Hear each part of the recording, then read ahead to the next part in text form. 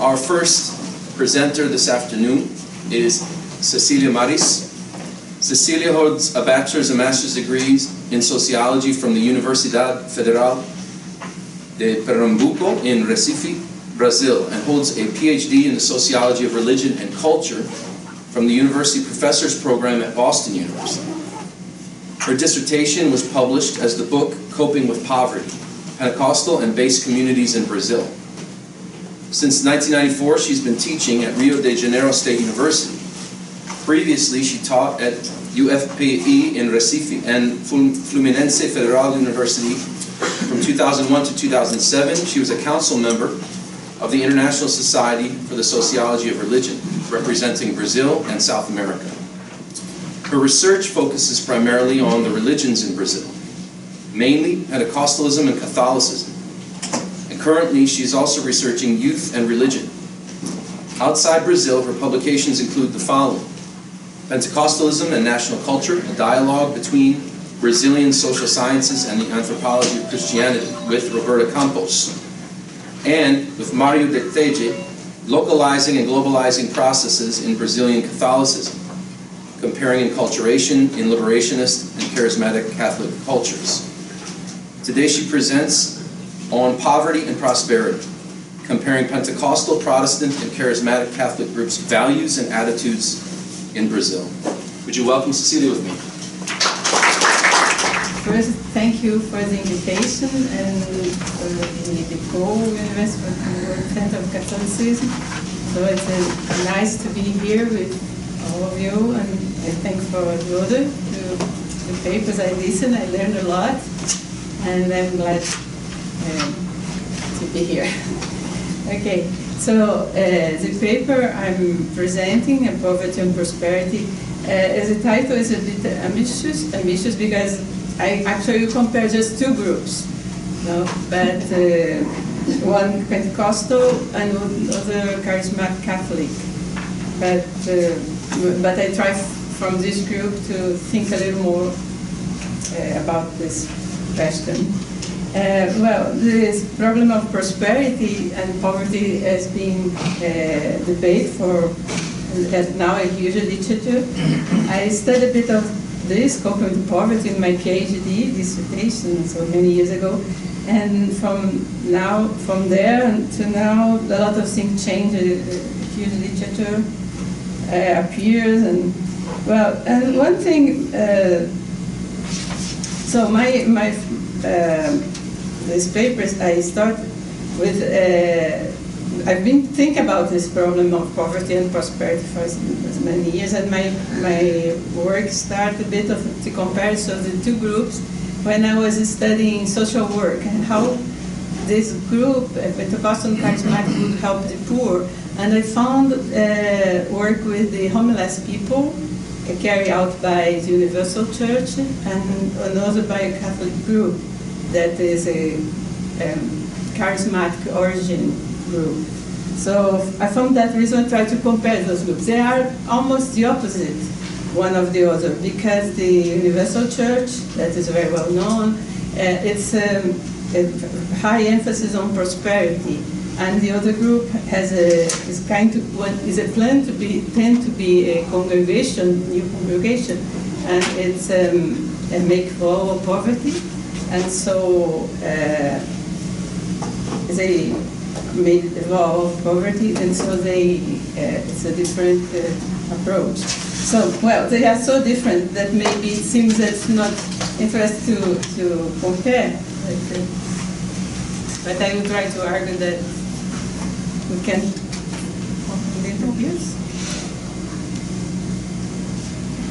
Okay. So I want to compare the Toca de Assis and the Universal Church of King of God. And the first one, the Universal Church of King of God, was founded by the Bispo Macedo this has this picture of 2015. He looks like a Jewish, but he is a very dynamic church. He always creates new strategy, new ritual, and things like that. And so now he has this proposal of building the Solomon Temple in São Paulo, and he has some ritual that look like a Jewish tradition. And the other group is Toca de Assis, created by a priest, Padre Roberto Lettieri, that now this Padre Roberto is this, I told you, that was trying to make a congregation, and he was a charismatic leader. He was a preacher, charismatic Catholic preacher. So, in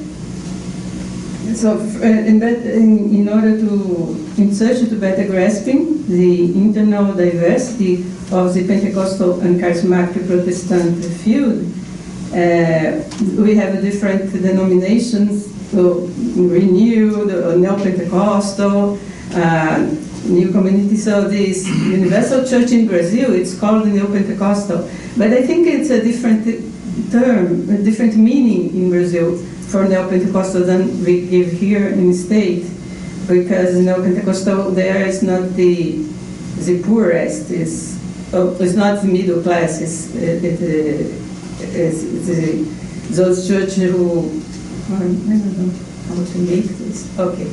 So at first I'll talk a bit about the Universal Church. Many people know already that was founded in 1977 in Rio de Janeiro, and was the priest, the Edir Macedo, who was a bishop, who was, and he was one church who was most studied maybe in Brazil. A lot of the dissertation, master's, dissertation, PhD, dissertation, master's thesis and everything, and a lot of articles, and also very studied by international literature. The Universal Church has a stronger emphasis on prosperity and prosperity theology, and I'm not sure I call it dominion theology, this theology about expelling the devil. And so he combines the two theology, because through the expel the devil we could recover. Let's always talk about that already by other presenters, so that the devil of poverty could be expelled. And so this is a picture of Edir Macedo in prison. So he was in prison in 1992 because he was accused of charlatanism and of taking the money of the poor and things like that. But that prison made him more popular. He said that he compared him with Jesus. And so some people who went to the church at that time said that was a lot of prayers, and he was kind of victim. And so after that he became more popular. But he suffered, the church suffered a lot of criticism because they had a lot of money from the poor, and also because one of his bishops kicked the Our Lady of Aparecida in the television. So they had saying, this is just a doll, it's just an image, and they kick it.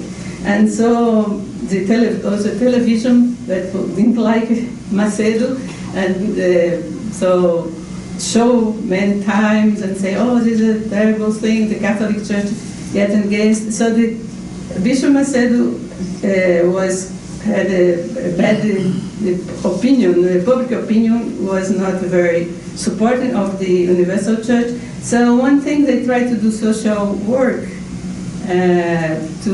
so they made the luxurious temples. In the beginning, they just had this temple in a movie theater. When they start, they rent movie theater, but nowadays they earn a lot of money and they make very luxurious temple. This is a Solomon temple in São Paulo. So the Solomon temple, so the Jewish community is divided. Some like the idea, but others are against that. He could not build one temple that would be called Solomon, but anyway, he did one, and he has a luxurious temple. He also sent a lot of missionaries around the world, and so in the States, in Europe, and mainly in Africa, Portuguese Africa, Mozambique and Angola. And this is a temple in Mozambique. They have also television, because it has a television chain and radio. He's very good on mass communications. This church is very good on that. And so so as I said in the beginning, they have this work on the homeless people with the Associação Beneficente Cristã, but what was called that thing, so this, just to say that this, coming back for what I already mentioned, that they preach that the deliverance of the evil expel the spirit of poverty, enhance prosperity. So this is a campaign against the Macedo and its church, because you must give the money. So in all newspapers they have how to take the money out in the name of God. So we made a picture of him with another pastor. It was a part of a film actually, that he was teaching how to get money from the believers. And so the newspaper made a big campaign. So there is a lot of a campaign in the media against this church. And so the church had this Associação Beneficente Cristã, ABC, in 1997 was created to help the poor with the food. This picture of this, in Rio and Brazil, this association doesn't exist anymore. Since 2007, 2008 it finished. But now it's still in Africa, it's still strong. And this association, when it was created, was said that was to give a better public image of the Universal Church, because it didn't have any social work. But what social work, who need it? If you just spell the devil, why to make a social work? So in the beginning, the ABC made a social work for the homeless people, as I mentioned, that first contact we had with the ABC.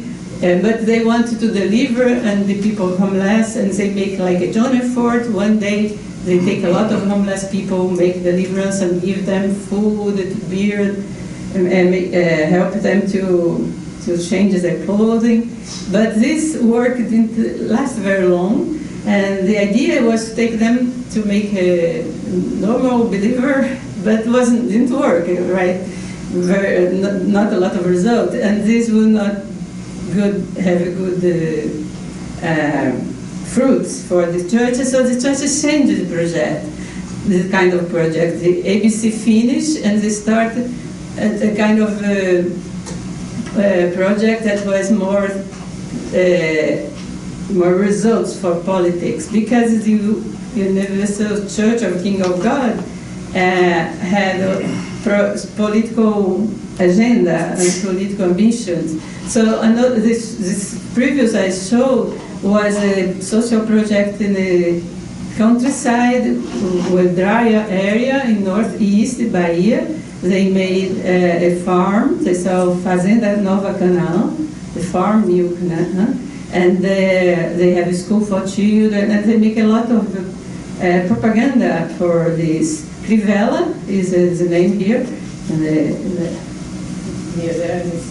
and was a candidate for the Universal Church. He's a nephew of Macedo, the bishop. No, because the Universal Church imitates a bit the Catholic Church, because there is a bishop, and there is one bishop above all bishops, that is Macedo, almost the Pope, right? He's above all bishop, and several bishops. But the Crivella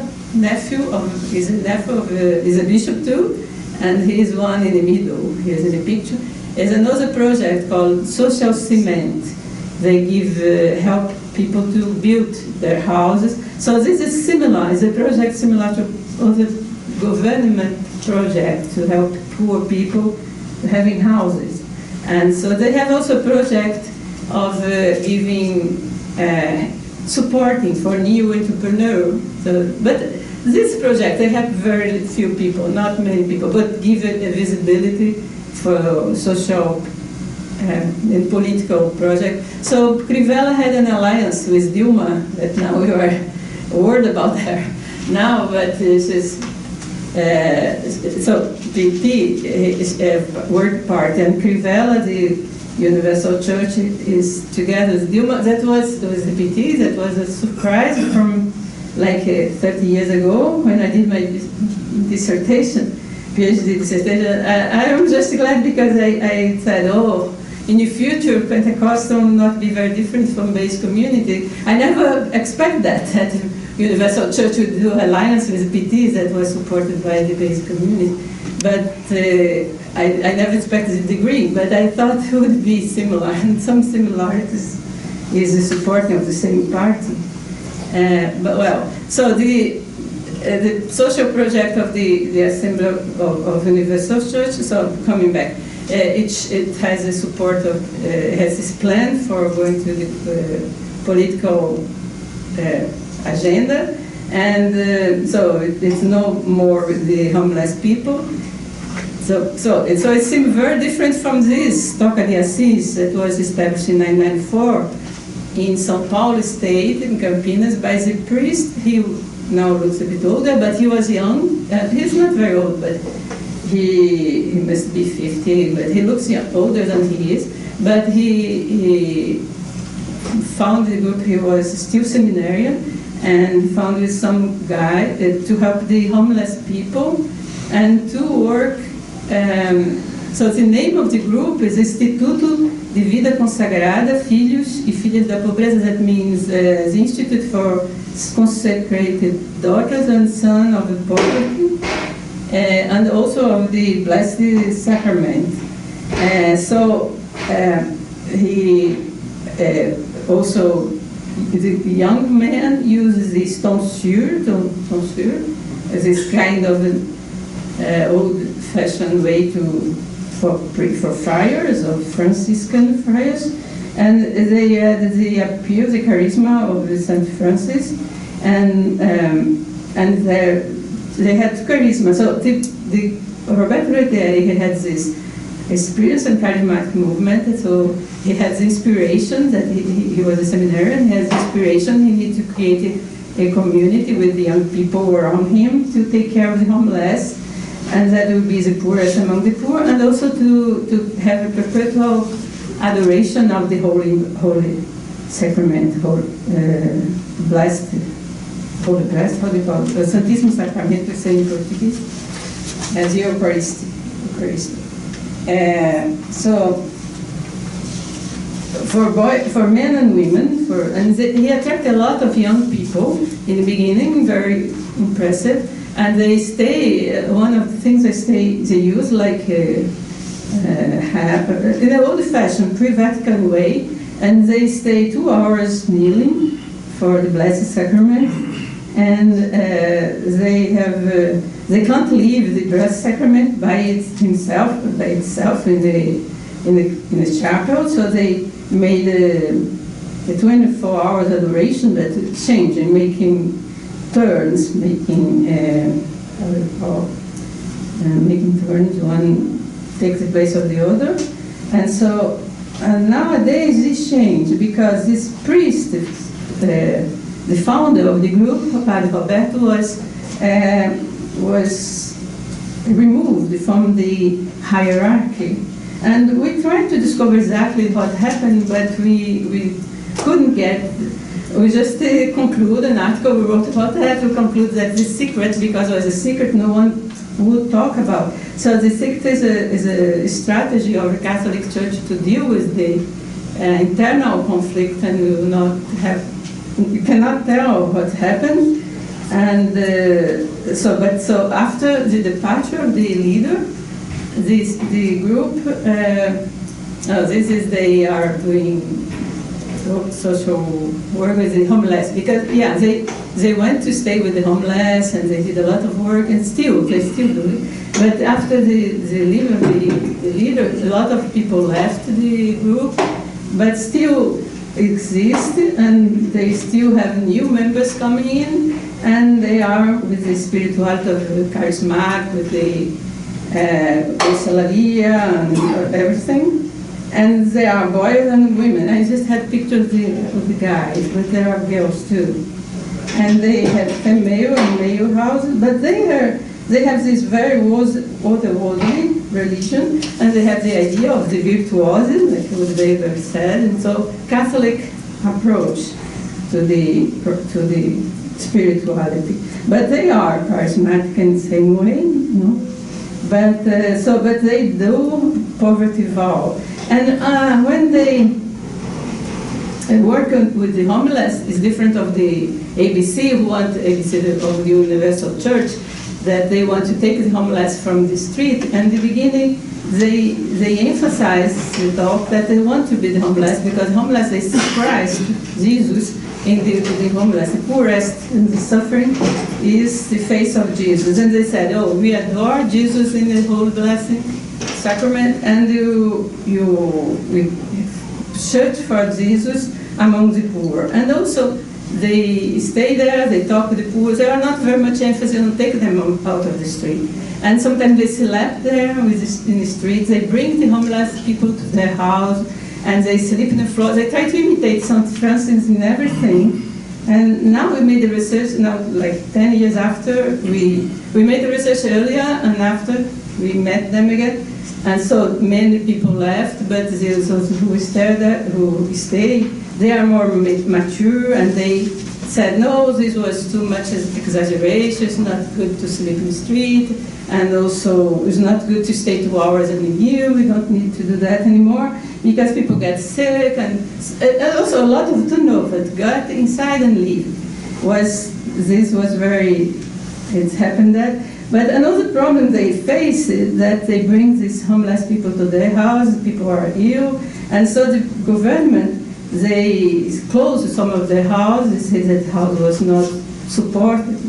So there is this law in Brazil, that's the organic law for social service, that was not allowed them to do social work. This is a problem. A lot of religious groups complain about this law that regulate the way to do social work and prohibit some religious group to do it, because they say, oh, we're not prepared for that. And so it changed a lot, no? But the one thing I want to clarify, that these several new communities of the CCR, they also have livable poverty. They have consecrated groups of people they have the consecrate who live together, and some who are consecrate but live in the family. But those who make vote of poverty, and some of them, they are celibacy, but those they can marry. The Shalom group, I saw two groups, one created by this Jonah Dabib. This is a picture of them in 2015, and he is a priest, and he is from Salesian order. And he created Canção Nova, who has a lot of TV, radio, as a model of new community in Brazil. So it was a big that started. This Shalom, that was Moisés, he's a lay guy, he's a single, and he created his community, imitated a bit Canção Nova. He was inspired by Canção Nova, but his community grew very fast, and also a lot of young people who. So I have the picture of the people. They have all classes. They look more middle class, but they have all type of people. Some of them consecrated and with this vow of poverty. They may marry. They have a different rule. They value the most the celibacy, and they say that it was 5 minutes. Yeah. So now I must say that was what is important of the picture. But they are similar. What the similarities they have? Also, still, this group is created. This is another Preciosa Vida that was created by this priest. Also, the priest in Rio de Janeiro was in the favela. So it's among poor people. He also had some poor. The poor people became not the poorest. And in favelas, they are not that poor, but they don't have good houses. They don't have schools. Sometimes not water in the house, and a lot of difficulties. But anyway, they change a bit the idea what is to be poor. Like Zimmel's concept of poor is one who needs, who asks for help, and so they change that, because if you don't ask for help, like Universal Church, you give money if you don't ask for help, so you don't have the feeling of being poor. The same of that. They make vow of poverty. So, although you can think they are poor because they are in favelas, they are making vow of poverty. Because a favela could be very consumerist. Vow of poverty is against consumerism. So, but they have similarities, and that's what I want to focus, because they are Pentecostal and Charismatic, it's kind of the same spirituality. One similarity of the Toca de Assis and Universal Church, that this joy is not the opposite of suffering. They say, we are suffering, but we are happy, because the suffering, happiness is not absence of suffering, but presence of love, of hope, presence of God.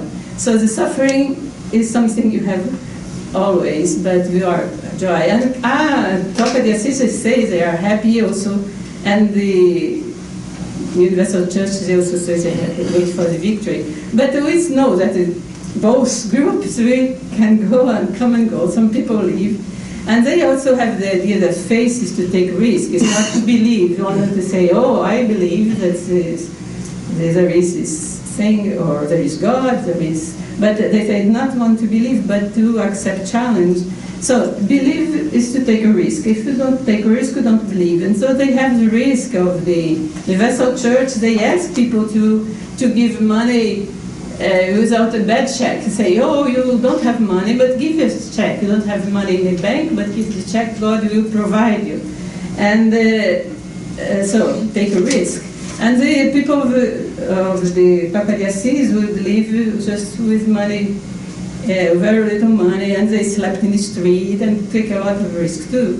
And they also are against these theological studies. This is a book of Macedo. He wrote Liberation of Theology, because he was also debating the liberation theology, and they said, no, getting rid of theology. So he wrote this book. And also in the Toca de Assis, the priests didn't want people to study. They couldn't study anything, even to be a nurse, to treat the people in the street. At first, announced change. The church asked them to study. If you want to take care of the sick people, you need to learn a bit. And so another thing that both groups are proud of being marginal. No, like Claramafer mentioned that among the Pentecostals in general, but Universal Church, they are proud of being criticized and of being considered crazy. They don't think this is bad, because they have some Bible quotation to see that this is a good thing, especially the Toca de Assis, when they decide, young people decide to go to the group, the family say they get crazy, they must go to. And so, but well, and another thing, the individual very autonomy. So they preach the individual autonomy, but in the case, the autonomy of the leaders who had special gifts of both leaders, and this autonomy, so they are free to have an autonomy, but they got attached to some leaders. And so one thing that case a problem, because some leaders appeared in institution, like Father Roberto, that was, he made a criticism of the Catholic Church and things like that. And so he criticized, and so he did criticize the Pope, he criticized the everything. So now you have, this is one of the leaders that escaped from things. What is possible to conclude? Maybe you can conclude talking about, but I was just conclude they have the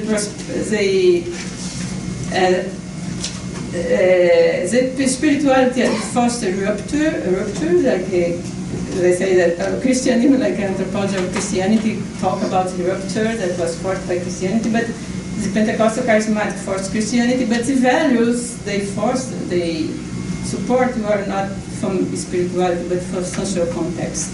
And so, like, in the case Catholic, social context. That's all. Thank you. Thank you, Cecília. Our second presenter is Naomi Haynes.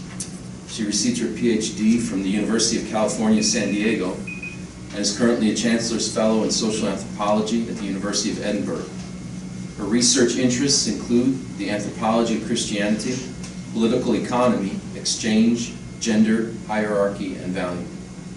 Her monograph, Moving by the Spirit, explores the social life of Pentecostal congregations on the Zambia Copper Belt, particularly the opportunities and struggles associated with spiritual patronage. She's recently begun a new research project on Christian nationalism, which brings together political philosophy, media studies, and congregational ethnography to explore Zambia's constitutional declaration that it is a Christian nation. Haynes is published in the Journal of the Royal Anthropological Institute, American Anthropologist, Ethnos, and Religion, among others. She's co-editor with Joel Robbins of a recent special issue of Current Anthropology entitled The Anthropology of Christianity, Unity, Diversity, and New Directions, and of a forthcoming issue of Social Analysis entitled titled Hierarchy, Values, and the Value of Hierarchy. She is a co-curator for the Anthropology of Christianity bibliographical blog, as well as a contributor to Books and Culture and the Marginalia Review of Books. Additionally, Haynes is a fellow at the University of Leiden's Africa Studies Center and an associate scholar at the University of Bergen's Gender and Pentecostal Christianity Project. She's presenting on the benefit of the doubt. Would you welcome Naomi Haynes? And thank you all for the invitation and for sticking with us. Day 3, well done. This is kind of a cheeky title, partly because there's no sort of subtitle, which is a thing in 3 places, or 3 things in 1 place, which is the normal anthropological formation, but hopefully we'll get to what I mean by the benefit of the doubt, which I mean a couple of things. And a really quick plug for, since there's been a lot of mention of the Anthropology of Christianity, the blog that was just mentioned, which is in the bio, is this online bibliography of new work in the Anthropology of Christianity. It's the only thing that's both searchable and regularly updated. So it's a great resource. The URL is in the little bio bit, so quick plug for AnthroCyBib.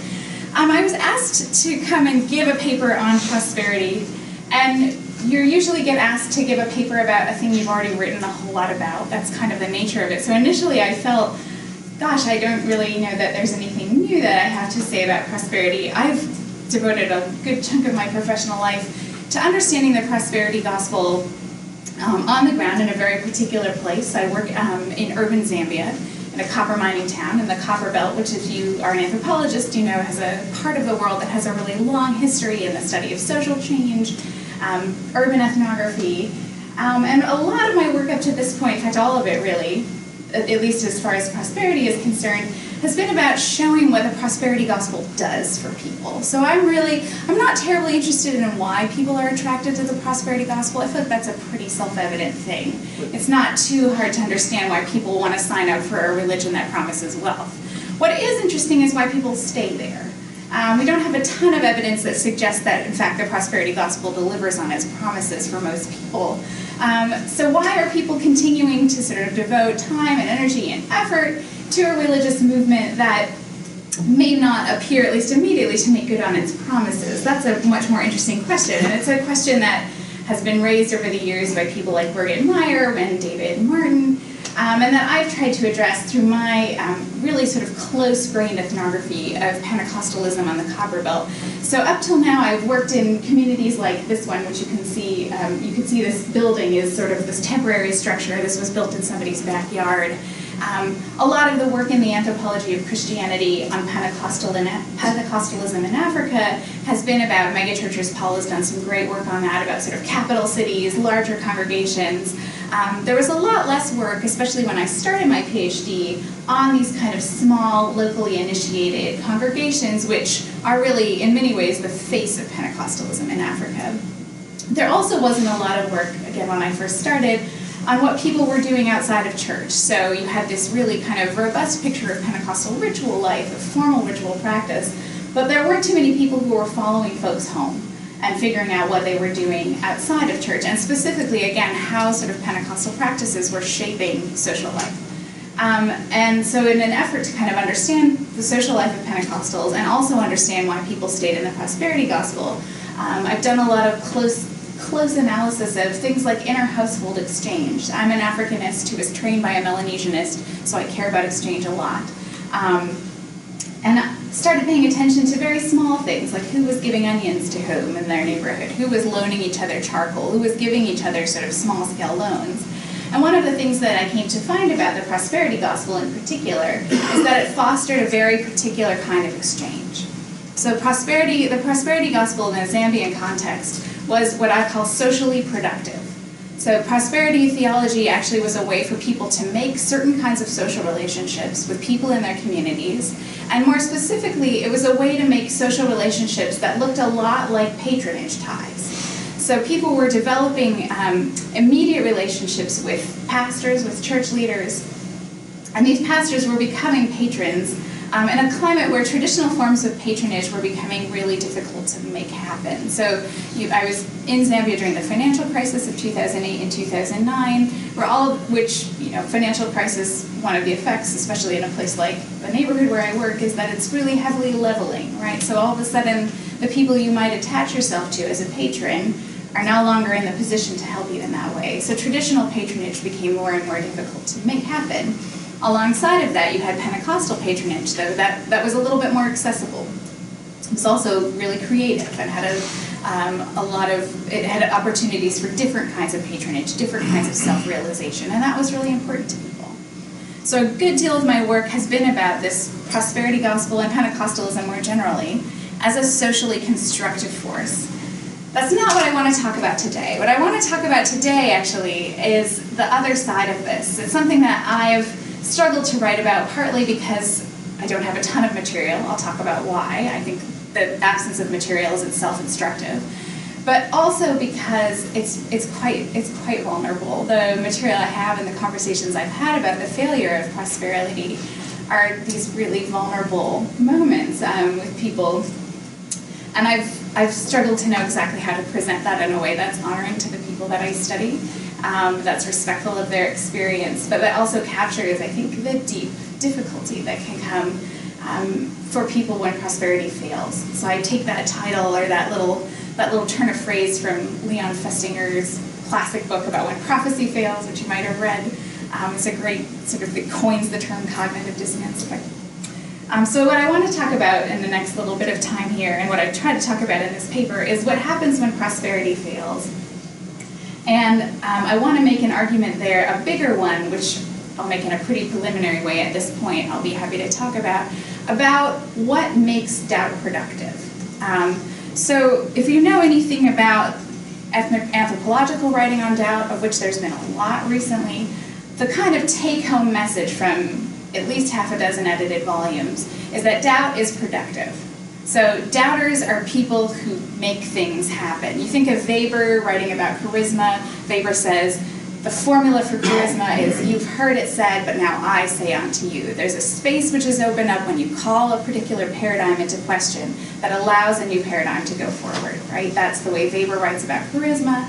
And that's what we know about doubt. There's a space that gets opened up, and usually something really productive and positive happens in that. That's what most anthropologists, and in fact people out with anthropology, which is a good Scottish word, out with, have written about doubt. I don't want to take that view into question here. I don't want to question the productivity of doubt as such, but I do kind of want to explore its edges. So I want to explore what happens, what are the conditions under which doubt maybe becomes unproductive, and what that looks like and what the implications of that are. Again, triangulating that with the question of prosperity, and specifically what happens when prosperity fails. I have some caveats here that aren't really that important. Ultimately, then, I want to make an argument about the relationship between doubt and power. And basically, I want to say that the capacity to doubt and the capacity to make doubt productive, to sort of to take your doubt and plow it into your life and make it into something new, is an index and a marker of power. And that there's certain resources, social resources and economic resources that are required in order to be able to do that. So this thing we know about doubt, that it's productive, is not true of doubt as such, but is rather true of doubt under certain conditions. It's true of doubt for a lot of my informants, and we'll start with that bit. So first, though, I should say that when I'm talking about doubts, this is the neighborhood where I work. When I'm talking about doubt, and I'm talking about the doubts that Pentecostals face, I'm not talking about theistic doubt. I've never met anyone in Zambia who questioned the existence of God. I'm sure that they are there. But doubt here is much more a doubt about what kind of God they're serving, about how God works in the world, and about whether or not the practices that they associate with the prosperity gospel are in fact effective for making God act. So their doubt is really about the efficacy of the prosperity gospel, but that gets to the nature again of God and the nature of divine action in the world.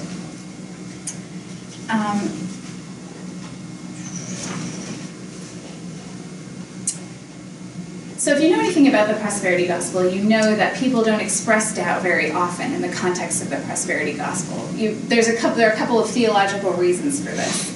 The first one is that my informants take really seriously the injunction that's recorded in the book of James that says, if you're asking, you should believe and you shall not doubt, because if you doubt, you're like a wave from the sea and you're not going to get anything. That's a paraphrase, obviously, of the biblical text. But they take that injunction really, really seriously. So you want to sort of present yourself as someone who doesn't doubt at all, because God is watching, and God is responding to faith. God is responding to the action of faith that's said to attract God, that you're doing in the prosperity gospel. And I'm assuming this audience already knows this, but the way faith is demonstrated is primarily by giving stuff, right? So you give a little bit of money. You're meant to give even maybe a bit more than you could afford. And that act of faith is meant to attract God. You also do things like positive confession, right, which is sort of saying that God is going to do this thing, sort of even when you don't know that that's going to happen. That means if you confess negatively, that can make God not act, right? So that's a problem. So people don't really confess their doubt. And that's one of the reasons I think that I have very little data about doubt. I have very few moments when people have talked to me about doubt. What people do instead is what Matthias Pelkmans calls domesticating doubt. They take the doubts that they feel, the experiences that they have with the thing that they're praying for that's not appearing, and the doubt that raises, right? Because if you believe that God wants to make you rich or that God wants to bless you and that blessing doesn't appear, then doubt obviously follows from that. And they domesticate it. They've got a list of ways of doing that. I won't take you through the whole thing here, but it includes things, and Paul again has written about this, it includes things like demonic interference, right? So if you're wanting to get something to God from God and that thing doesn't appear, the reason it doesn't appear might be because of this demonic influence. It includes things like God training you or teaching you. So you're saying, I really want to get married, or I really want to have a child. That's not happening. That must be because God's doing something to change me and to make me into the kind of person who can receive these blessings. It could be just because you don't have enough faith, right? So there are a lot of reasons that people give for why prosperity doesn't happen.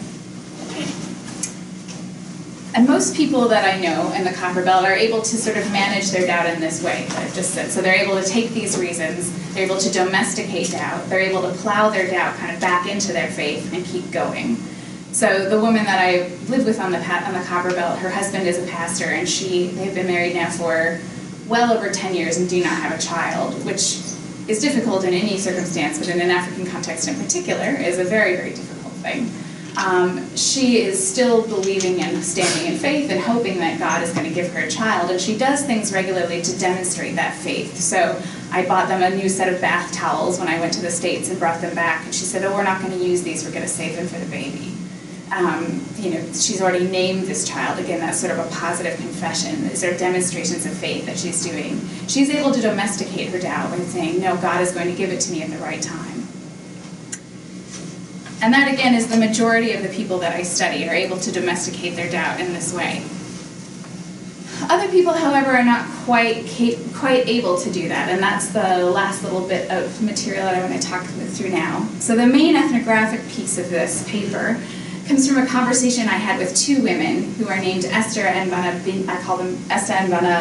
call her Bana Vincent here because it's easier to say.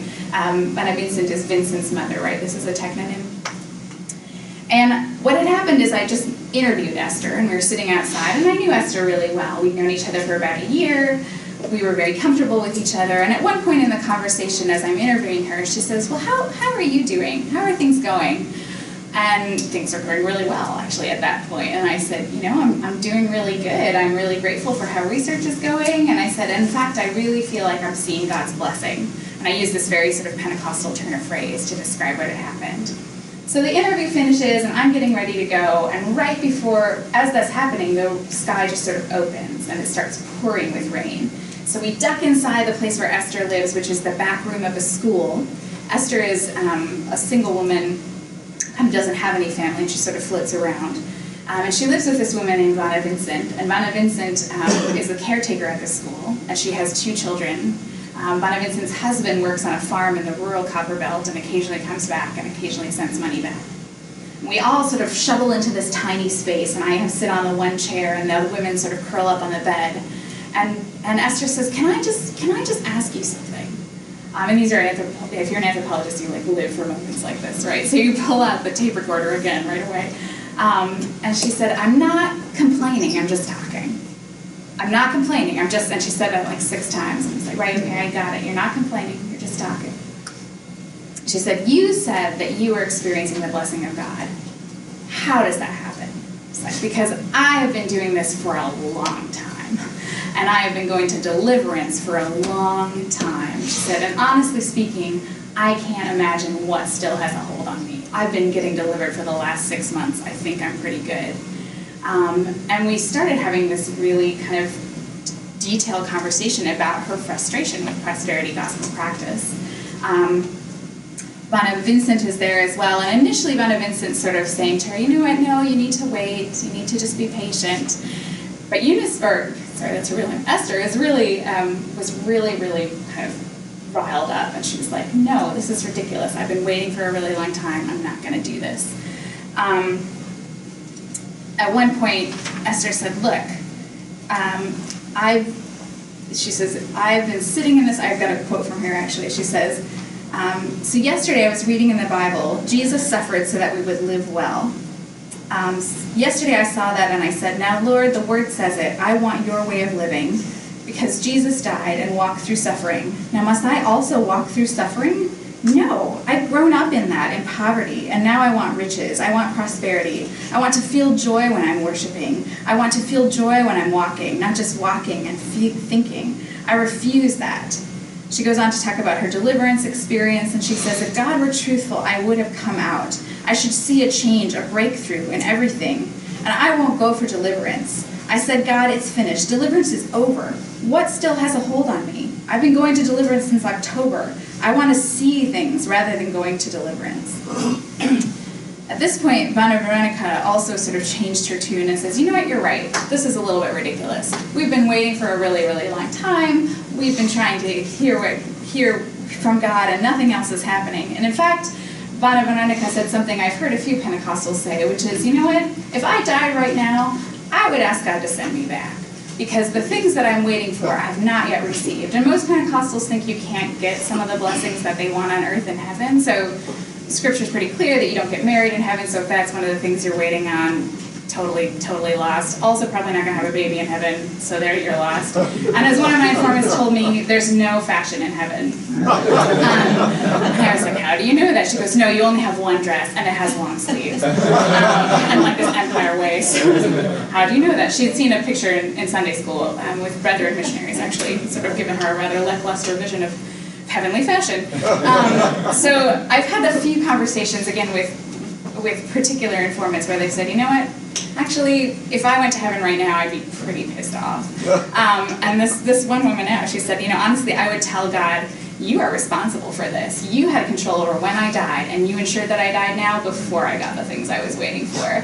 She's like, "Honestly, sometimes I'm tempted to just totally leave the faith." And this is sort of the end of this moment. She said, "Before I was a Christian, before I was a Pentecostal, I honestly lived a lot better than I live now."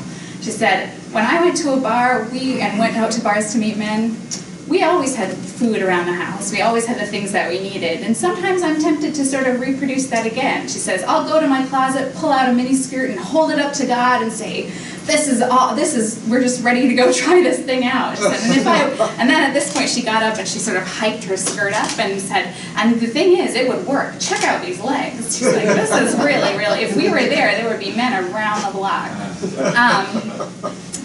I've never heard someone threaten God quite that strongly and also on such sort of clear terms. So I want to, despite the fact that there's some real humor in this, and I think there's just some catharsis in this conversation as well. I gave this paper to some of my colleagues, and they're like, "It honestly sounds like they were just sort of venting with you." And I think that's true. I mean, I do think that part of what's going on here is just this feeling on the part of these women that they're just frustrated, and they're going to church, they're not seeing the things they're hoping for. And it's hard to continue to be faithful, and it's hard to continue to wait. However, I want to argue that despite the fact that that this conversation is instructive, and it does show us a little bit something, a little bit more, it helps us maybe, sorry, this is what happens when you don't read the paper. It helps us nuance, I think, a little bit more our understanding of the productivity of doubt. So if we have this idea that doubt is productive, people do this domesticating of doubt. They take the information, they take the feelings they have, and they plow them back into faith. So often, right, I mean, in the Christian tradition, we talk a lot about doubt being part of faith, and doubt being, in fact, sort of a catalyst to deeper faith. Tanya Luhrmann's written about this a lot in her work on the vineyard. But in fact, that's not always true. And again, in the Christian tradition, I think you can point to clear examples in which that's not always the case. And what the difference between doubt being productive in this sense and doubt being sort of, for lack of a better term, unproductive, I think is largely a question of there being a certain kind of handhold around, a certain kind of something that you can grab that allows this domestication of doubt to happen. So for people like the woman I live with, who I call Mrs. Wansa, who's able to domesticate her doubt about God, who's able to domesticate her doubt even though she's not had a child, she has other things that she's able to point to as indications of prosperity. So this is the other piece about why the prosperity gospel sticks around. Despite the fact that sort of famous prosperity gospel preaching, and the UCKG is a fantastic example of this, is about these sort of like lavish displays of wealth, right? It's like BMWs and designer suits and Creflo Dollar grade stuff. In actual fact, for most people, at least in sub-Saharan Africa, and David Maxwell's written about this as well, what people mostly want is to be able to stay well at home. They want to be able to live their social lives well. They want their children to be able to go to school. The desires are actually pretty pedestrian, and that means that small-scale gains can be reinterpreted as prosperity. In fact, even things like progress through the life course gets cashed out as prosperity. So you can say, you know, I wanted to get married and I got married, which outside of the kind of framework of the prosperity gospel, you might just say, well, that's a pretty normal thing to happen, right? Most people get married at one point, or most people have children at one point. But in the rubric of the prosperity gospel, you're able to sort of retroactively redefine what is in fact a very normal course of events as an instance of divine prosperity.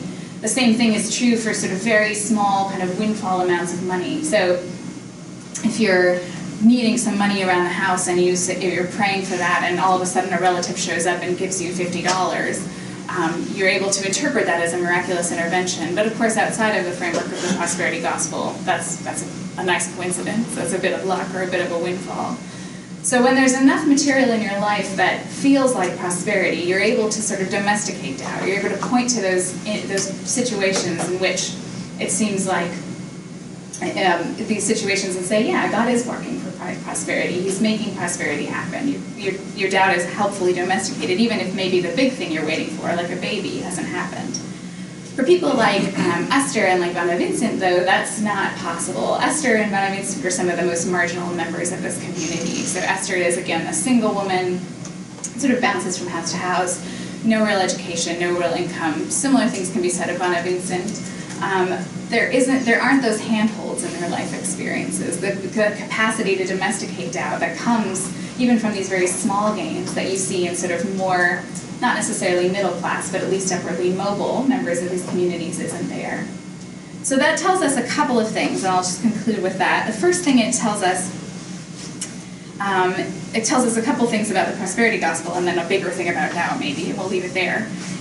The first thing is that we already kind of know that the prosperity gospel doesn't do a very good job of retaining the poorest of its members, the poorest of the poor. So a great example here is Ilana van Wyck's recent ethnography of the Universal Church in Durban, South Africa. And she shows pretty clearly that particularly the very poor people who start going to the UCKG leave after about 3 months. It doesn't retain members in the poorest of the poor communities. And then sort of related to that, and this is the bigger point, I think that Joel Robbins has written this, I'm not totally sure, but if not, we can cite it here and just say, one thing we know also about the prosperity gospel is that it hasn't made a lot of gains among the poorest of the poor. In fact, and that's a bit counterintuitive, right? I mean, you would think that the prosperity gospel would really do the best in the poorest possible places. In fact, the prosperity gospel works the best with sort of upwardly mobile, kind of more middle class or middle classing, which is Deborah James' term, communities. And this, I think, is why. I think that in order to sustain itself and to domesticate the doubts that are inevitably follow from adherence to the prosperity gospel, people need enough resources that they're able to reinterpret their experience in terms of prosperity and in terms of upward mobility. The last thing I want to say then is just a bigger note about doubt, which is what I'm hoping to sort of develop in this paper over the summer. And that is, I think there's a strong relationship then between the ability to domesticate and use doubt effectively in power. The people who are able to make doubt happen and to make doubt into something productive are the people who have the resources to make that happen and to make it into something productive. A great example here actually then is the work of people like Naomi or Rescues who've written about climate change science or about the tobacco industry, about large, powerful corporations who are able to, in fact, manufacture doubt and use doubt to their advantage. They're able to sow in the minds of the public in this case. So tobacco companies are a great example here, right? Sort of sowing doubt about the relationship between smoking and ill health. And again, doubt here becomes an index of power. So while I don't want to dispute the claim that doubt is productive, I do want to sort of nuance that a little bit by positioning it in a broader kind of socio-economic context. So I'll leave that there, but thanks a lot. Our final speaker during this session, forgive me if I get the names and pronunciations wrong. I haven't had a chance to discuss these with Ben-Willie, but his name is Ben-Willie Kwaku Golo. Born in Ghana, Ben-Willie Kwaku Golo holds a degree in education from the University of Cape Coast, Ghana, and an MPhil in contextual theology from the University of Oslo, Norway.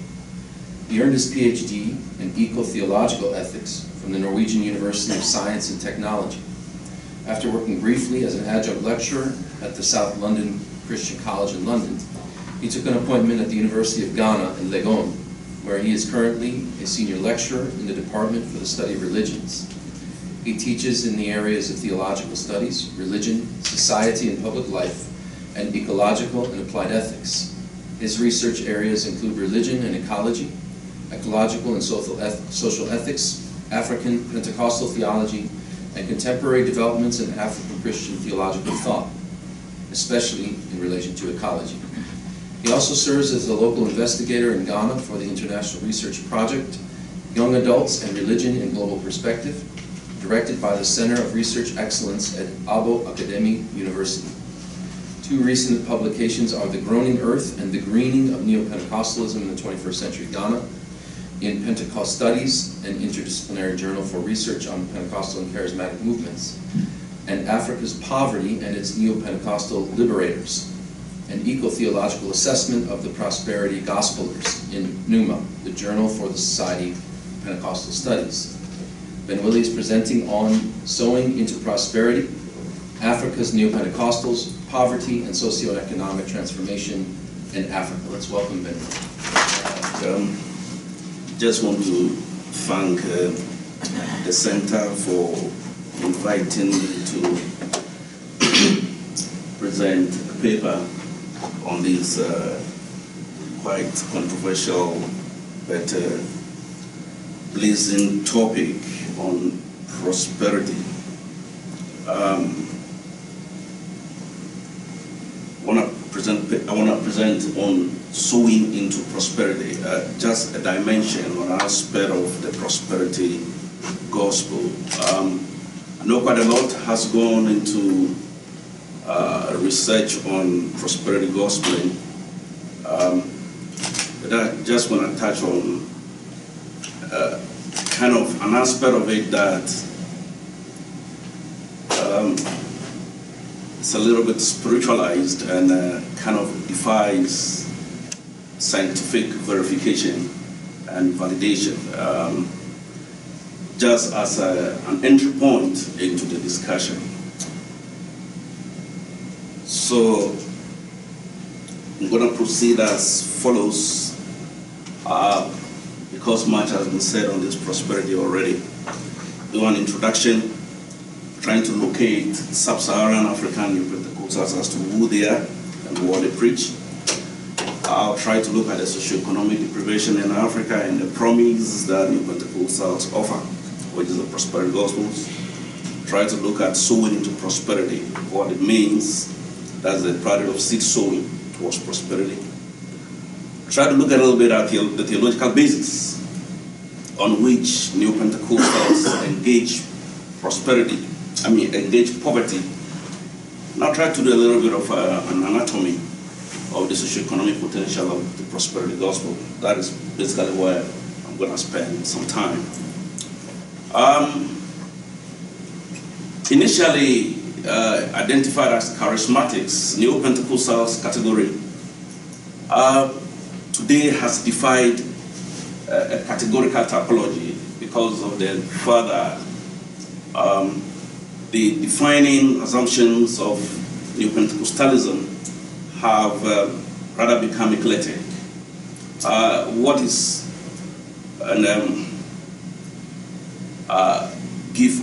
Professor Gifford is here will tell you what has initially started as Neo-Pentecostal theology has now gone beyond Neo-Pentecostalism. Find it in other forms of Christian religious expressions, to the extent that we even have it in Catholicism, which has been the core of the discussions for these few days, what is called Catholic Charismatic renewal. So Neo-Pentecostals configurations have manifested themselves beyond charismatic and New Prophetic churches. And the result we have today is what we call a hybridity of Christian identities in Africa. To the extent that you have Christians who show hybrid identities. The person possibly is a Methodist, lays claims to the Methodist faith, but once again believes in certain beliefs and claims of Neo-Pentecostalism or Charismatism, which are beliefs that originally are not probably Methodist or Presbyterian beliefs, such as certain forms of warfare, sowing of seeds, killing of the enemy, and all these forms that you see in charismatism. In this presentation, however, my use of the term Neo-Pentecostalism refers to charismatic and Neo-Prophetic churches, typically known for their prosperity focus. But of course, this is not limited to them. The background for this prosperity gospel obviously seems to be the socio-economic deprivation in Africa. So the context for the emergence of these prosperity gospels, scholars have been unanimous on it that it's due to the economic depravity that took place in Africa in the 1980s. It was a scenario that some Pentecostals could not understand why poverty should be prevalent, widespread among the children of God in the midst of God's abundance. It's believed that God has so much. They quote several aspects of scriptures. One is in the book of Haggai, which says that I am a God, I have a cattle on 1,000 hills, and whatever. Is it? No, the one which says that Haggai says that you ask of me and I will give you, and that even if it tarries, you wait, because I'll bless you abundantly.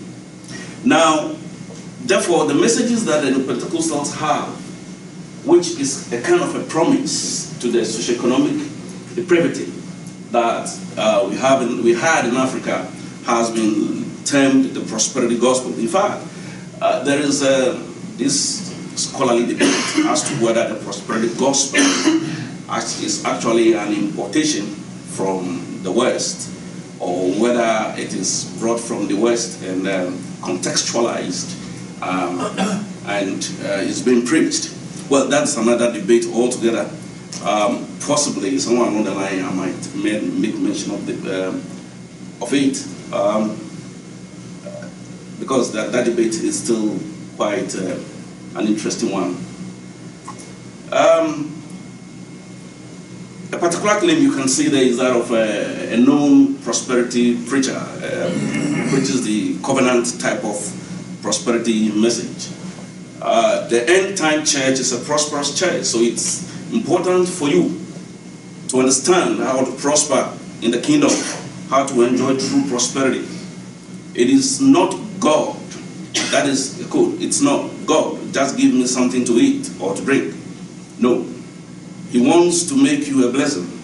and all the people of the earth shall see it, unquote, by David Oyedepo. Now, this is basically what the prosperity gospel is all about. God has abundance. The children of God should not be in economic need. God provides wealth and health, so children of God, courtesy of the salvation that Jesus Christ brought, should not languish in poverty. However, we've got to understand that there's no single strand, what we call a monolithic strand, of the prosperity gospel. They are of different types. And if you read the work of Neo-Pentecostals, he provides several strands of these response. Now, how do Neo-Pentecostals define poverty? The definition that Neo-Pentecostals give to poverty actually determines the kind of solution they intended to provide. So it's about how they've diagnosed the problem that determines the cure they want to provide. Well, Pentecostals actually, when you talk to them, clearly distinguish three forms of poverty. They acknowledge that there is structural poverty caused by probably economic failures by the state, poor management of the economy, and other forms of poverty. They also believe in what we call self-imposed poverty. That is the poverty that an individual places upon himself, possibly because you've decided not to acquire skills, you've decided not to learn, you've decided not to go to school, or there's a spiritual dimension of that kind of poverty, which means that you have decided not to sow seed, you've been stingy, you don't want to give to God, you don't want to give to the church. So therefore, if you have decided not to give to the church, not to give to men of God, and you have become poor, well, it's your choice. So it's something that you have imposed for yourself. Then there is what you call the spiritually induced one, which is the one that they believe that, well, behind whatever poverty it is, it's probably demonic forces that are operating behind your poverty. You've been blessed, you have a PhD, you are a professor, whatever, but still things don't add up. I mean, you ain't got no idea where your salary goes, blah, blah, blah. They tell you that, yeah, it's because there's a demonic hand operating behind the scene. So unless that is dealt with, there's no way you're gonna come out of poverty. You will definitely be poor. So that one is beyond the individual. Just that there are enemy forces that are operating behind, so they believe. However, irrespective of the type of poverty that is in focus, fundamentally, Neo-Pentecostals in Africa, and I believe beyond Africa, believe that they direct their response to the fact that the devil or the enemy could be behind any form of these forms of poverty. The devil could be behind structural poverty, it could be behind self-imposed poverty, and it could be behind spiritually induced poverty. Because you hear them, for example, in Ghana we had a situation quite, I think late last year, when Archbishop Duncan Williams, in one of his sermons, took up the Ghana city and said, well, let's pray for the city. Because what is happening is that the city was falling fast against the dollar. And there was the need to spiritually arrest that fast fall. So they had to pray. Well, someone on the line was interviewed on radio and he said, well, it worked. I don't know whether it was by coincidence or whatever. Someone on the line, for now, the city is stable. And he says, well, it's because of the prayer intervention. What I wanted to say is that they believe that even behind structural poverty, the fact that our economic managers or the managers of the state are not able to and are unable to manage the economic properly, we should not always blame them, but we should blame an invisible hand behind their inability to manage the affairs of the state. So therefore you see Oyedepo claiming here that poverty mentality is satanic slavery. So clearly in that statement tells you that anything that has to do with poverty has to do with satanic slavery. You are being enslaved by the demon, that's why you are not getting through. So one of the ways by which Neo-Pentecostals would want to come out of poverty, prosperity gospel preaches so many things. Positive confession, entrepreneurship, hard work, economically sustainable behavior, such as do not drink, do not overspend, don't have too many girlfriends, or you just have one wife, and all this they teach. But one of the ways that they come into, the thing that will come into prosperity is through the sowing of seed. This sowing of seed is part of the category that Nimi Wariboko details as the covenant category. It's better understood within the theology of giving and the Old Testament practice of sacrifice, which basically has to do with the fact that you need to sacrifice, giving more than you can in expectation of something that you could get from God. It's an agricultural metaphor. Though having interviewed several of the people who plant seed or sow seed, they couldn't locate specific scripture that clearly says that plant seed and then God will bless you back. But they make use of several scriptures, like the case of the woman of Zarephath and the prophet Elisha. What do you have? I have nothing but just a little. You bring it, sow it, and I'll multiply a lot. And it happened that the woman brought a little jar of oil and flour, and the woman had enough. So that is a point of entry for the sowing of seed, and there are other scriptures. So they emphasize prosperity as a result of fulfilling certain covenant principles, such as giving unto God in order to trigger abundant blessings. So here, giving unto God becomes a way whereby God's hands are tied and bound to respond to your needs. No, it's noteworthy that seed planting is to be volitional, and this is a point I want to emphasize. It's supposed to be volitional. And this could be given to the church, it could be given into the hands of lives of men of God or fellow believers. However, I must emphasize that having been to Pentecostal churches for the past 7 or 9 years, I know that they emphasize the first two more than the third. That is sowing into the church or sowing into the life of the man of God. And this is widespread among, but not exceptional to Neo-Pentecostals. And it must be emphasized that seed sowing must be distinguished from tithing and regular offerings. My interviews tell me that prosperity gospel seed sowers make it clear that you have tithing, you have offering, and you have seed sowing. So these are different levels of financial commitment or material commitment to the church. Now, what is the theological basis for which Neo-Pentecostals engage poverty through a covenant principle of tithing? Of seed sowing. The first is what probably we've heard. For example, Professor Magesa made mention of it yesterday, is that there is uncompromisingly dualist views of Neo-Pentecostals that correlate with the dualist views of the African. The views of the universe that there are always spiritual symmetries to every physical reality. It means therefore that the challenges that believers go through in life are not only the realities that you see, but the challenges have spiritual roots. Now, poverty, even failures in economic policies and physical discipline, could be defined as schemes of the enemy. It's a plan of the enemy to subvert the blessings that God has given to the children of God. So consequently, poverty is defined as not from God, but poverty is defined as attacks by Satan to deprive believers of the abundant blessings of God.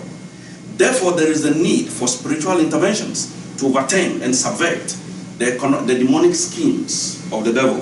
So that is one theological principle on which they operate. The other one is the belief they have that they have power and capacity to discern the principalities and powers behind every bondage of poverty. That is why we have what we call power prayers among Neo-Pentecostals now, spiritual warfare, which are prayers that take war to the enemy in order to disarm and subvert the enemy so that we take back our blessings.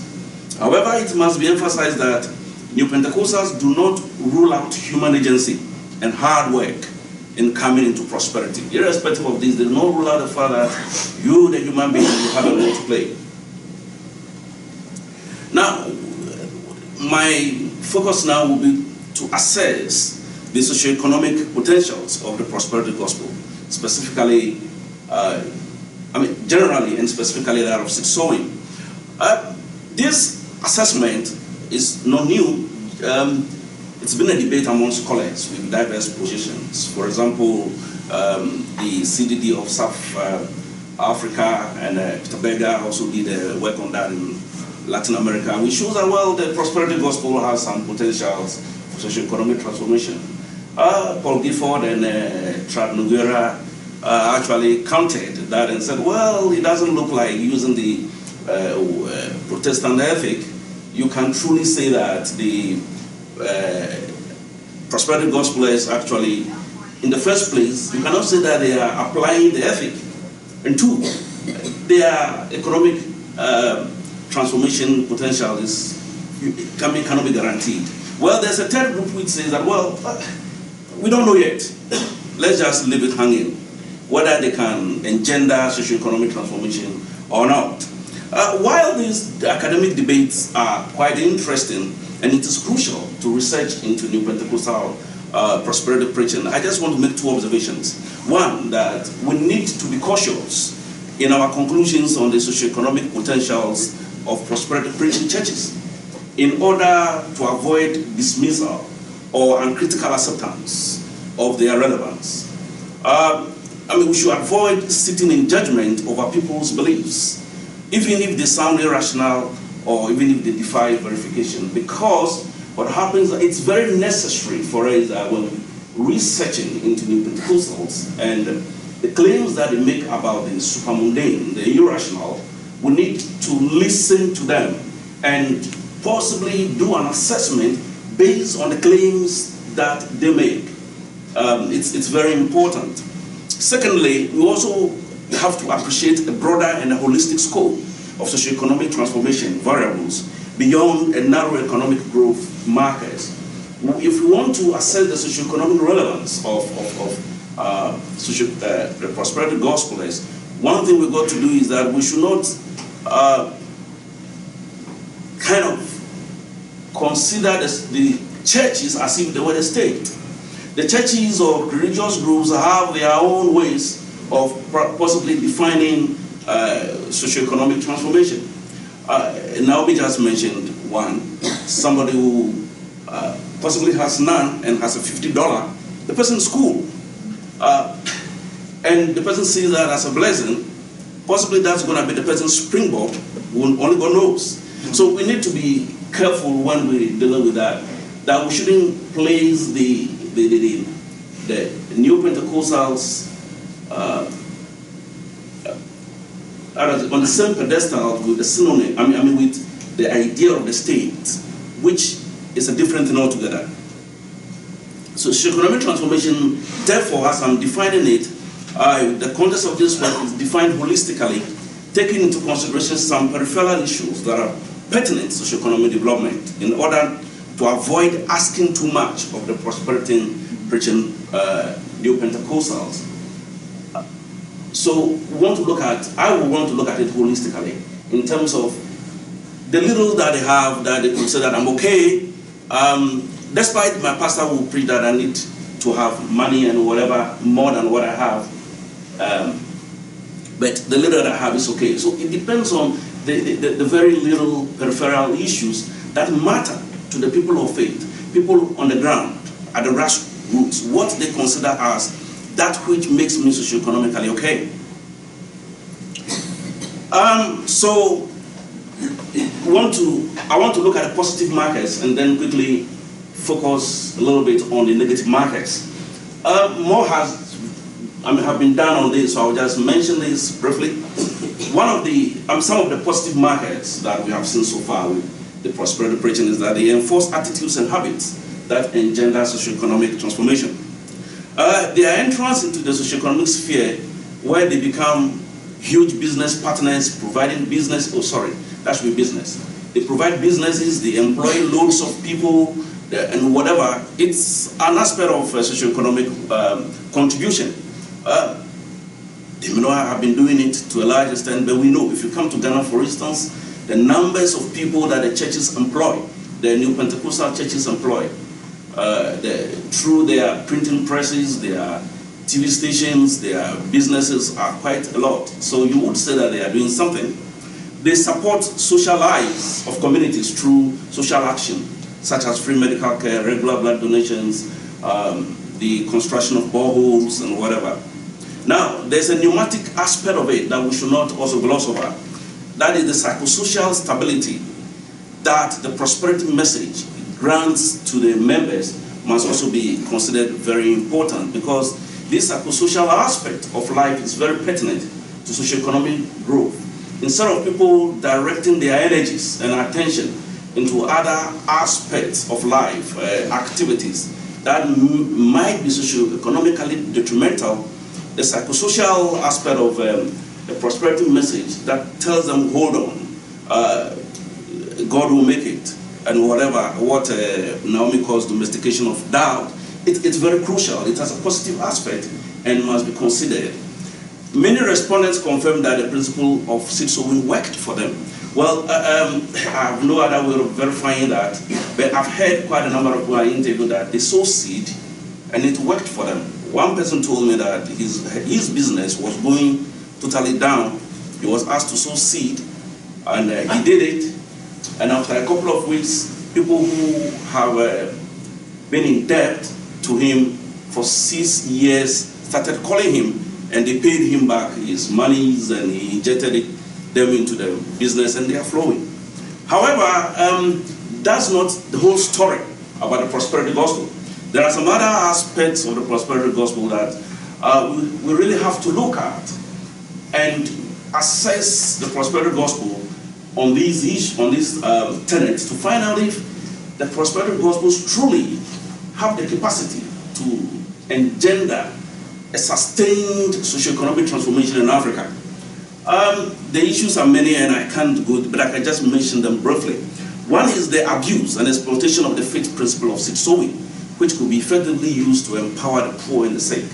In fact, if seed sowing were to be properly used, possibly it would have worked, because it would have led to the distribution of wealth among the people of faith.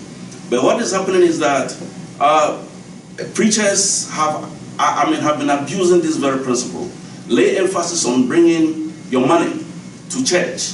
In fact, I've seen cases, and in the book of Paul Gifford, Ghana's Christianity, it's been confirmed that there are times that the men of God will tell you that go and sell your car, go and sell your house, sell your property, and bring the money, come and sow the money into the church, and God will bless you.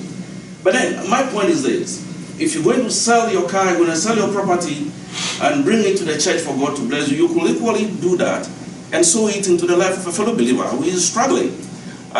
Probably if the person is going to just start selling phone cards or mobile phones by the roadside, that will engender socio-economic transformation, at least at the micro level, than asking people to bring into the hands of wealthy pastors. The fact is that most of these pastors are already extremely wealthy, and it's a little bit of a challenge.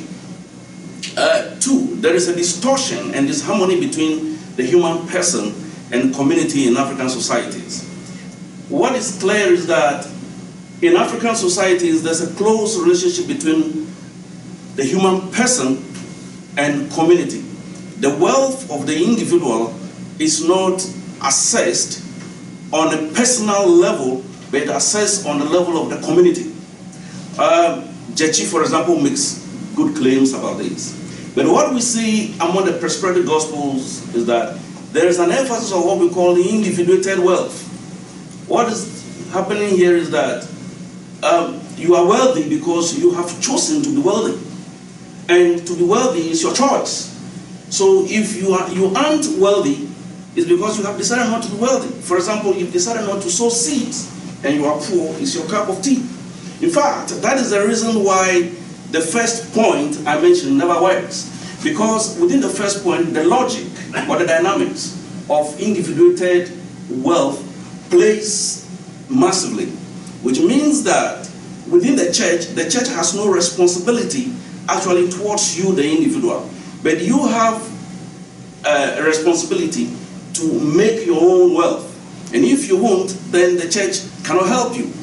That is what we see in these churches. So the distortion and the disharmony that exists between the prosperity that is preached by these new Pentecostal churches and the African ideal of community, whereby wealth is measured by the way the rich and the wealthy contribute to the welfare of the community, which to a large extent is the basis for the African notion of socio-economic transformation, is totally lost in New Pentecostal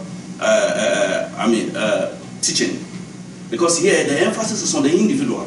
In a few cases, to a large extent, yes, it's on the individual. So it distorts the correlation between social well-being and economic well-being, as if the individual is okay and that's the whole society, therefore, is okay. The reverse is rather true of the African cosmology. 3, and I think Paul Gifford and Casvena has mentioned this in a new book that was published a couple of months ago, is that the inability of Africa's prosperity gospelers to challenge the status quo is one problem that we see, and we are not pretty sure. That's 1 minute. We are not pretty sure whether they could engender socioeconomic development because they are not able to challenge the status quo that actually induces poverty in Africa. So what we see is that they rather, on the side, establish structures in themselves that regurgitate the status quo that actually induce poverty. So they become what we call big men, and by the structures that they establish, the structures actually expose the weakness in the national system, yet their structures are not able to provide solution to the problems that the state actually causes. So at the end of the day, they run a system at par with the state system, and because they have power, they are big men, some of them have political ambitions and whatever, they are not able to challenge the status quo. And so how can this engender socioeconomic development? I just have to brush up. So in conclusion, what I want to say is that the intentions of the Neo-Pentecostal prosperity preachers could be good, and it's necessary in the postmodern context of religious institutions. We could understand what they are doing against the background of Peter Bayer's function and performance roles of religion. However, the prosperity gospels fall victim to its own internal logic and dynamics of engendering socioeconomic change due to its conservative and theologically narrow and perplexing approach. Well, in its current state, their capacity to engender any sustained socioeconomic transformation into the future looks bleak and uncertain unless they rethink them. Thank you. Thank you, speakers. I think bringing the poorest of the poor back into the center of whatever our field is necessary to endeavor. But my question is primarily to Naomi about if you could expand and clarify a little bit more about the domesticating doubt. Is it just domesticating doubt tapping into the socio-economic situation of the people, or is there a deeper cosmology that it taps into as well? As we were speaking, I was thinking of for instance, in Korea, where the health and wealth prosperity gospel works because it taps into also this shamanistic notion of material blessing. And building upon that, this is more of a universal thing in our human existence, because Pentecostals aren't the only one who have a corner on this market. Catholics do this very well too, and non-believers as well. So what does it say about a humanity? And finally, does domesticating doubt, is there always any time it's a good thing? Because what would be the opposite? It would seem like paralysis would be if we don't domesticate. Great, I'll just do that quickly. Well, domesticating doubt is not my term. I thought I did go through that quite quickly, but it comes from Matthias Peltmans, who has a piece called Toward an Ethnography of Doubt. Whoa. And so it comes from a kind of a edited volume he has about the anthropology of doubt. So just to clarify that, certainly I think there are cosmological components to that. This is not part of this project, but I do think that one of the other things that's been created by the kind of, if not the failure of the prosperity gospel, at least the sort of nuancing of it, is a lot of theological work that's been done on the part of local lay people, untrained pastors, who have been basically just been forced to sort of go back to the biblical text and engage, ask questions about what they think God is like. If they thought God was one way, they have to ask those questions again, and that's an interesting thing to watch. Certainly, it's not just Pentecostals, and that's precisely Peltman's point. I mean, his book is about the edited volume takes up not just religious doubt, but in fact things like sort of doubt and other kinds of paradigms like the market, or indeed things like about climate change. Certainly not just Pentecostals. Is it a good? Absolutely. And again, maybe that wasn't. I realized that was just a sort of a good thing. I mean, you've hit the nub of it right there. The alternative to domesticating that is to just sort of be thrown off by it. So to be kind of thrown into this sort of chaotic space. Peltman's argument is that in fact doubt is so deeply uncomfortable that you can't sit with it for a very long time without either, arriving at this point where you're able to domesticate it by sort of maybe doing a little bit of changing or transforming, and then he calls it in the nature of the doubted object. So, if you're wondering, is God really good, despite the fact that I'm still poor, you would probably either redefine your understanding of God as a way of domesticating doubt, or indeed, as has been more common in the case I've studied, redefine your understanding of prosperity, right? So then you say, okay, well, maybe prosperity is not about being rich, but I have a really good relationship with my husband, and that's a good thing too. So yes, domesticating doubt is, in fact, I would argue, always a good thing. So yeah, at least good in terms of comfortable. Yeah. Thank you all. That was a wonderful panel. I have two questions, one for Cecília and one for both Ben-Willie and Naomi, because it relates to both of your presentations. What does the CCR in Brazil think of candomblé and other Afro-Brazilian religions? And those Pentecostal churches and Toca de Assis, what is their attitude toward candomblé? And for Naomi and Ben-Willie, I'm fascinated by religious translation, especially in African context and African diaspora context.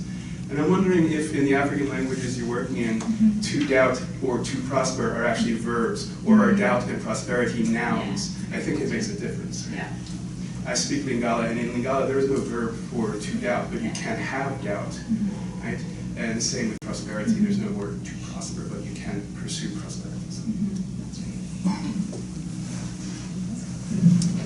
The CCR, the Catholic Charismatic movement, they have the same approach to Afro-Brazilian religion as the Pentecostal. They think most of them, it's a diverse movement too. Maybe some intellectuals see different, but most of them feel like the Charismatic of Pentecostal.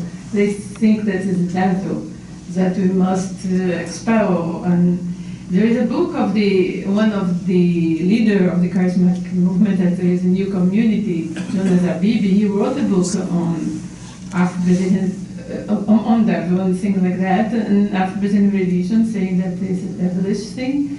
And this book was forbidden because there is some legislation in Brazil to protect the black and black heritage, and so this is a problem. But Toca de Assis did not make a lot of deliverance thing, just in private. They make in private. Someone mentioned that of MacMillan. They made some private deliverance. So Charismatic, they make private deliverance, but they say that's not a good thing. Yeah, like Catholic in the past, nowadays the Catholic Church try to see it in a different way, but also in the past it was not accepted. In Brazil, it was forbidden by the policemen. It was in certain point the Afro-Brazilian religion was outlawed. But, yeah. Ben-Willie, do you want to? Yes. No, go right ahead. I'm not pretty sure whether I got the question right, but you're talking about language Yeah. in terms of how prosperity is defined, all right? Well, in English, the verb to prosper exists, but in African languages that you work in, is there a verb to prosper, or is prosperity a thing that you pursue? Oh yeah, definitely so. That has been one of the debates in the prosperity gospel. The claims that the African worldview in its interiority is prosperity oriented. But that is what I was trying to explain, that the way the prosperity is defined among Africans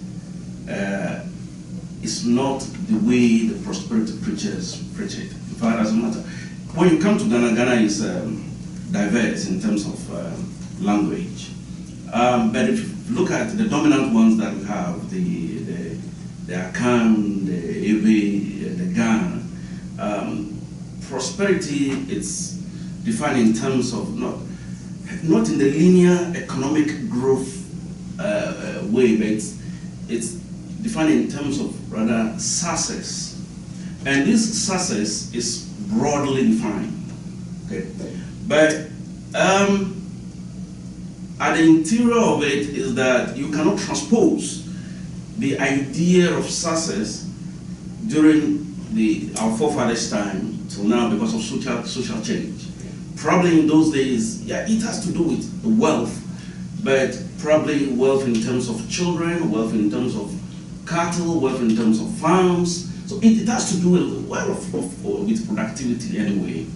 So yeah, it's there. I would say it's there, and that is why people claim that's the reason why the prosperity gospel can find an easy home in Africa. But the problem with the prosperity gospel is that the way it is preached betrays the greed or individualism of the preachers. That's what the key issue is. I'd caveat that a little bit. I think that depends on which preachers you're listening to and which churches you're attending, right? I think there is a caricature of Pentecostal preachers in Africa as these incredibly wealthy, kind of charlatan type figures. Most of the pastors that I studied are really struggling to feed their families and are meeting in churches of 30 people who are not employed. So I take the point, I think that's true in some cases, but I do think we need to be careful about the brush that we're using. No, but we did preach prosperity. Yes, yeah, absolutely. Also, I think partly because I wrote some things about this specifically, the individualized display of wealth as well is not necessarily asocial, and that's, I can talk about that later, but there's a key argument to be made about display and exchange in sociality that gets to the nub, which answers your question a bit. I've struggled to find a word for prosperity even as a noun in Bemba. I've asked a lot of people how you would translate it. Most of my folks are multilingual and know a lot of English, and often we'll just say prosperity in English. So as with many Christian words, to evangelize in Bemba, normally for a lot of people in town anyway, is which they evangelize. So just keep the English word. The best people usually can do is to say something. To say something about to stay well or to live well, which becomes a verb then. Or to move. So that's my book is called Moving by the Spirit, and is about this sort of notion, as Ben-Willie said, about success and about forward movement.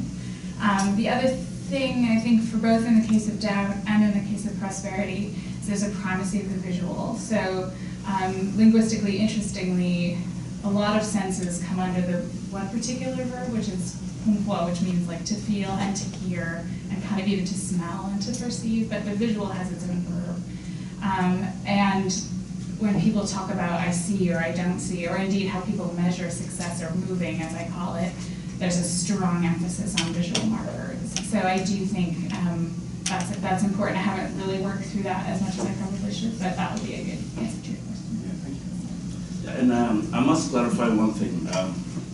I do agree with Naomi that there are prosperity preachers who might be struggling to feed their families. But the issue here is this.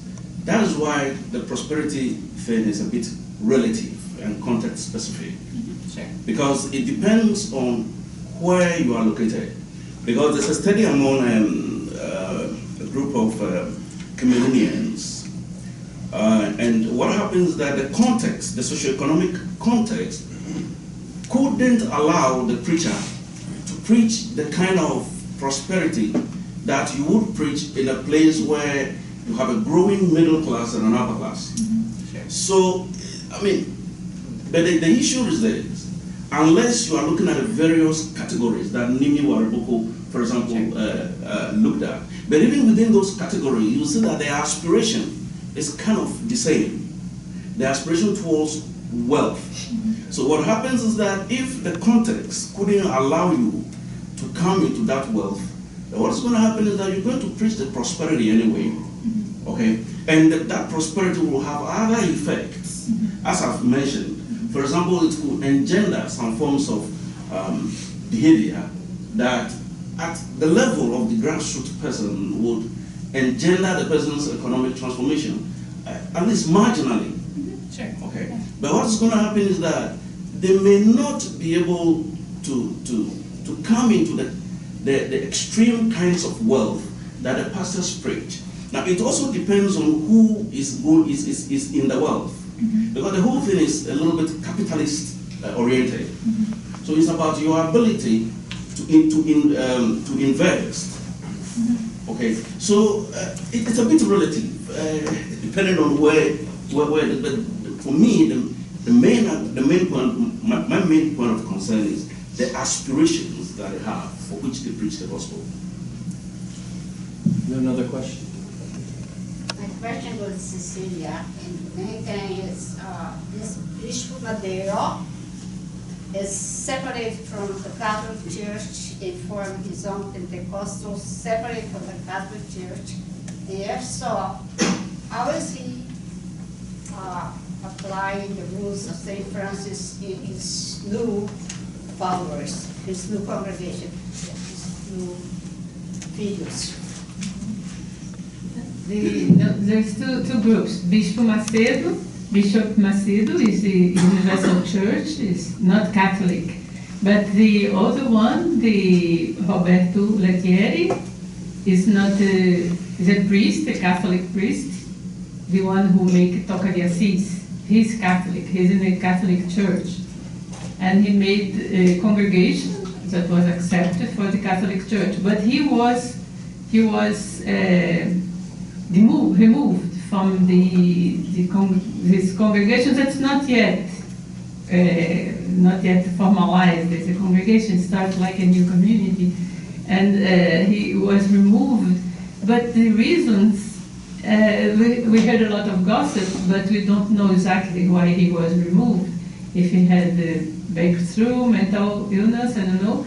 But so the thing I was call attention, because there is these people of a spiritual charismatic, but they had this wall of poverty, the search for all the worldly thing that was a rupture of the main society, of the modern society.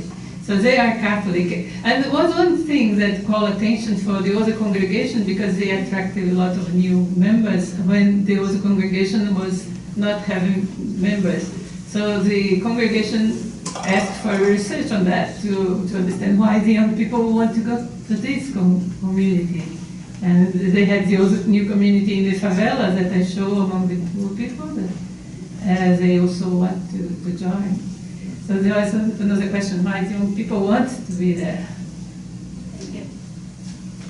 Just two brief questions. It also tried to give us brief answers, not another lecture. The first question to Naomi regarding your use of doubt as a hermeneutical to understand. My question to that is, what is there a language, a local language for doubt within the member people?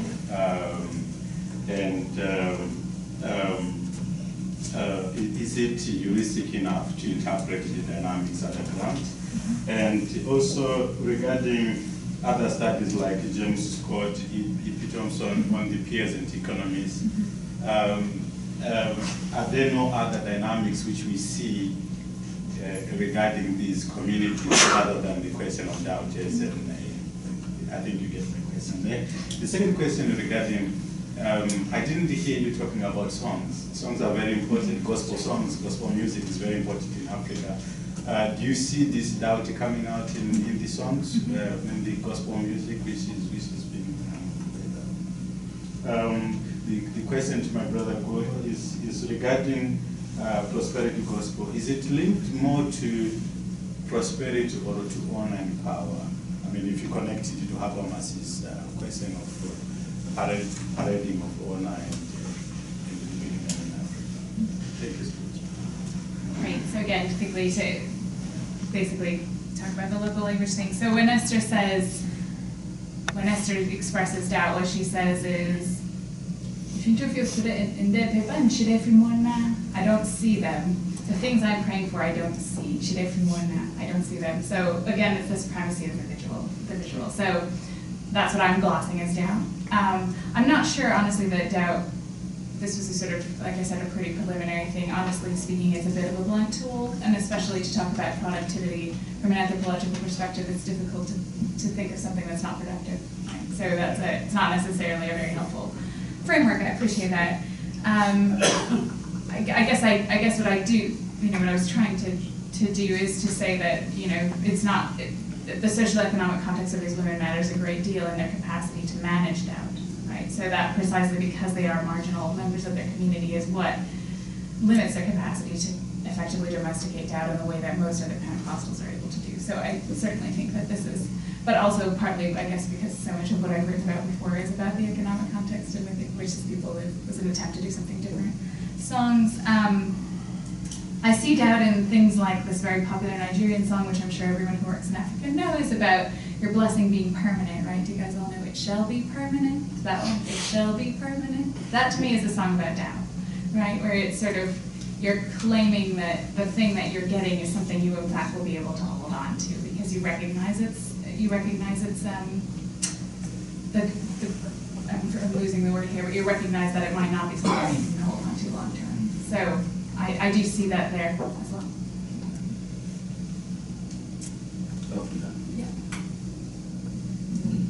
Yeah, I mean, the question as to whether prosperity is linked to the issue of power. Oh, yeah, at least the way it's preached now and the way the prosperity preachers live and what they communicate and the aspirations that people have for which they want to be rich, let me put it that way, or to be wealthy, has close links to the issue of power. It has to do with the issue of how do you call it? There's an element of patronage and clientelism also in the whole thing. And that is why it's very important. If you read the work of, for example, Macaulay on the big man rule in Africa, which, his reference actually was, or the context was Ghana, you realize that clearly this issue of prosperity thing, I'm not sure how it was in indigenous society actually in Africa, but it all has to do with the ability to be wealthy and assume a kind of status that kind of coerces people to accept you as powerful. You can call it short, and it's an issue of social status and a kind of identity symbol or creation. So, and that is the reason why you will see that most people, when they want to, when they aspire to, well, I want to be like Pastor T.B. Joshua, I want to be like Pastor Bishop Duncan Williams. The question is, why do you want to be like them? The issue is they have power, you know, and no one stops them in doing whatever they want to do. They are able to call the shots, and even political figures are scared of them.